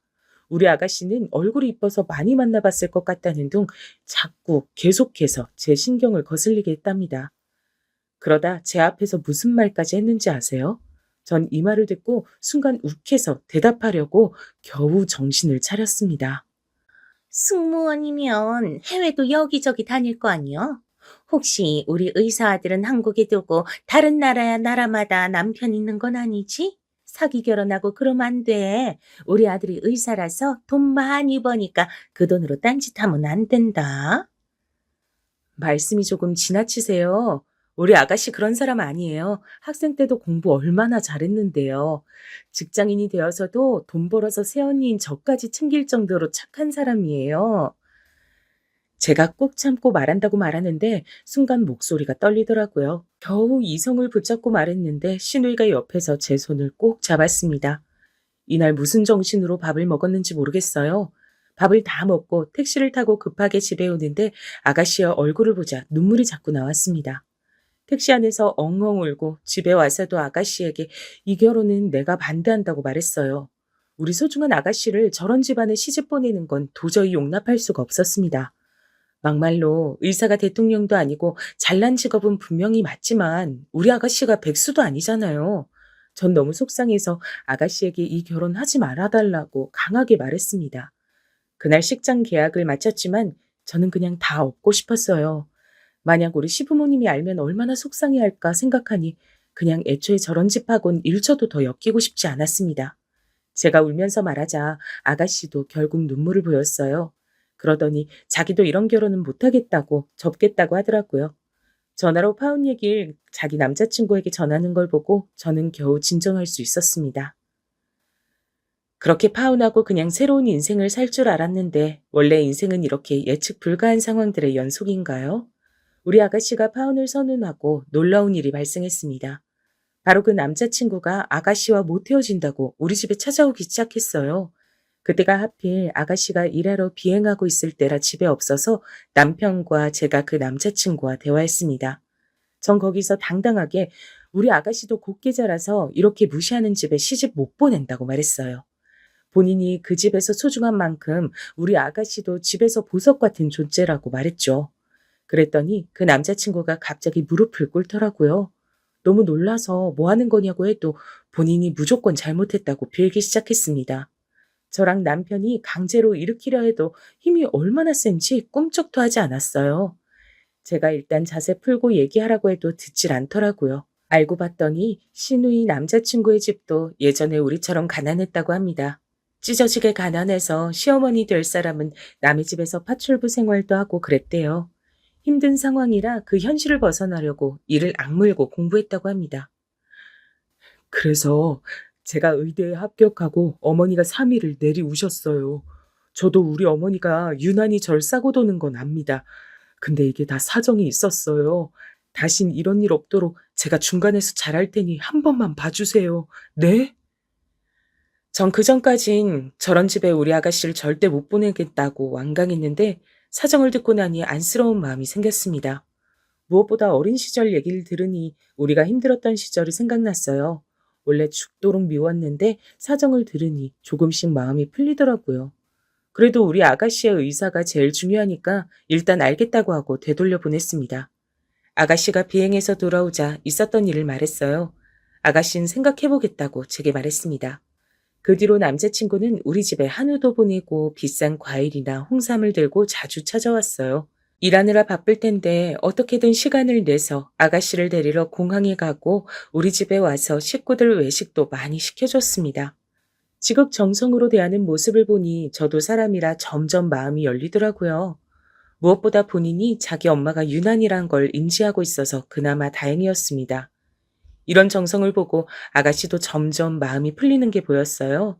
그래서 슬슬 다시 결혼 얘기가 나오게 됐습니다. 아가씨가 제게 결혼해도 되냐고 묻길래 전 무엇보다도 아가씨 본인의 입장이 제일 중요하다고 그랬죠. 그러자 아가씨는 마지막으로 기회를 주고 싶다고 하더라고요. 저도 그거엔 동의했기 때문에 일단 다시 결혼 준비를 재개했습니다. 남자친구가 중간에서 말을 잘했는지 예전처럼 김장하러 오라거나 명절에 부르거나 그런 것은 없었어요. 신우에게 전화를 강요하거나 자주 찾아오는 것을 원하는 것도 없었습니다. 예전엔 신우가 해외에 갔다가 작은 선물을 사오면 더 큰 걸 바라는 눈치였는데 이젠 그런 것도 없다고 하더라고요. 일단 남편이 중간에서 역할을 잘하면 되니까 전 그 모습을 보고 결혼해도 되겠다고 생각했습니다. 시부모님을 보러 가서도 아가씨 남자친구가 괜찮은 사람이라고 알리기 시작했죠. 그러다 상견례 날짜가 잡혔습니다. 우리 시부모님이 두 분 다 시골에 계시니까 상견례 자리에서 처음 사돈끼리 보는 자리였어요. 아가씨 남자친구도 처음으로 보는 날이었죠. 제가 괜히 긴장이 돼서 시부모님을 하루 전에 우리 집으로 모셨습니다. 식구들이 아침부터 분주하게 준비해서 상견례 자리로 향했어요. 시부모님보다 오히려 제가 더 긴장된 상태로 차에 타서 이동했습니다. 저도 파혼하게 된 날 이후로 사돈을 처음 보는 자리였거든요. 그날 좋지 않게 마무리가 돼서 찝찝한 마음이 있었습니다. 그래서 일부러 제가 나서서 떡 케이크도 준비하고 최대한 말을 예쁘게 하려고 준비했어요. 강남에 있는 고급 한정 식당을 예약하고 10분 전에 도착한 우린 아직 오지도 않은 사돈댁을 기다렸습니다. 그런데 약속한 시각이 되어서도 예비 사돈들은 오지 않더라고요. 분명히 장소도 사전에 알려줬고 일부러 사돈댁과 가까운 위치로 잡았는데 이상했죠. 거리가 먼 거리도 아니었고 예비 사돈의 집에서 겨우 15분이 걸리는 위치였거든요. 아무리 늦어도 이렇게 늦을 순 없었습니다. 게다가 우리 시부모님은 무려 지방에서 미리 올라온 거잖아요. 아가씨가 당황해서 전화로 물어보니 남자친구가 헐레벌떡 안으로 들어왔습니다. 아가씨 시부모님이 차가 막혀 늦는다고 하더라고요. 저는 순간 기분이 조금 상했지만 애써 괜찮다고 말하고 기다렸어요. 우리 시부모님들은 워낙 좋은 분들이라 괜찮으니 천천히 오라고 하셨습니다. 그런데 30분이 지나도 안 오는 거예요.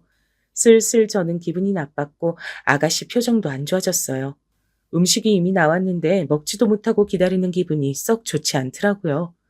마침내 40분이 지나자 예비 사돈이 들어왔는데 늦게 왔으면서 어찌나 천천히 느긋하게 걷는지 너무 얄미웠죠. 심지어 늦어서 죄송하다는 말도 하지 않더라고요. 예비 사돈을 보고 우리 시어머니가 오시느라 고생하셨다고 하니까 그냥 별거 아니라고 답했습니다. 그 모습을 보고 전 그 자리에서 박차고 일어나고 싶었어요. 역시 사람은 바뀌지 않는 건가 싶었습니다. 아가씨가 제 눈치를 보는 게 느껴져서 일단 꾹 참고 저도 웃는 얼굴로 대했어요. 그렇게 상견례가 시작됐는데 자리가 너무 불편했습니다.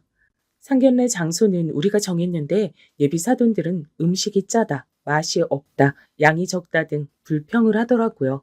아무리 미식가여도 상견례 자리에선 그냥 대충 먹는 게 맞지 않을까요? 전 제 상식으론 도저히 이해되지 않았어요.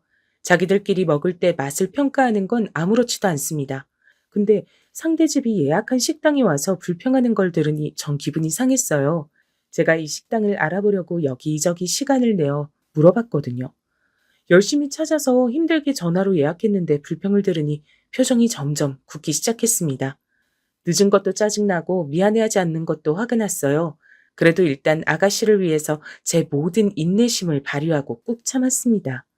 그런데 잠시 후에 아주 충격적이고 놀라운 사건이 일어났어요. 이 사건이 제가 오늘 제보하는 사연의 핵심이랍니다. 예비사도는 그날도 역시 의사 아들에 대한 자부심이 상당한 상태였어요. 어찌나 자랑하던지 제가 다 민망했습니다. 당사자인 아들이 제발 그만하라고 하는데도 입을 쉬지 않더라고요. 딱 보니 집안 분위기를 눈치챘습니다. 아들이 아무리 말려도 의사 아들을 둔 부모는 이미 거만함이 하늘을 찌르고 있었어요. 그리고 돈 얘기가 나오자 본인 아들이 돈을 잘 버니까 우리가 마치 로또에 당첨됐다고 하더라고요. 우리 아가씨도 승무원이라 돈을 잘 벌고 무엇보다 시댁 재산이 200억인데 평생 일하지 않고 살아도 될 정도인데 저런 말을 하니 어이가 없었습니다.